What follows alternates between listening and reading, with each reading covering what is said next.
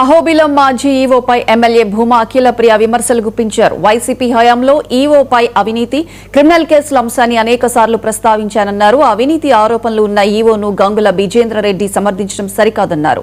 తలనీలాల టెండర్లను పూర్తిగా పారదర్శకంగా నిర్వహించాలన్న ఆమె అహోబిలం ఆలయ అభివృద్ధికి కట్టుబడి ఉంటామని స్పష్టం చేశారు.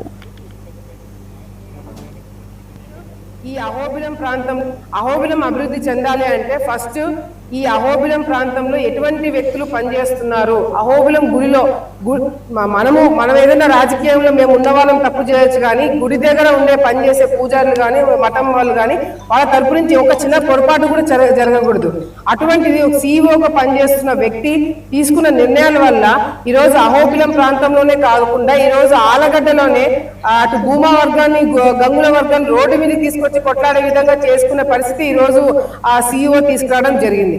నేను ఆ రోజు అహోబిలంలో కూడా నేను పెట్టిన ప్రెస్ మీట్ చాలా స్పష్టంగా సీఈఓ చేస్తున్న అక్రమాలు కావచ్చు, అవినీతి కావచ్చు, లేకపోతే అతని మీద ఆల్రెడీ కేసులు ఉన్నాయి. నేనేదో కొత్తగా ఆయన మీద విమర్శలు చేసేది ఏం లేదు.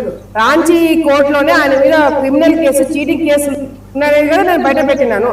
దానికి ఆయన స్పందించకుండా మాజీ ఎమ్మెల్యేగా పనిచేసిన ఒక వ్యక్తి ఈరోజు అతను వచ్చి ఆ సీఈఓకి వత్తాసు పలుకుతూ లేదు అతను నేను తప్పలేదు, అతను క్లీన్ చిట్ అని చెప్పి ఈయన క్లీన్ చిట్ ఇవ్వడం ఏంది?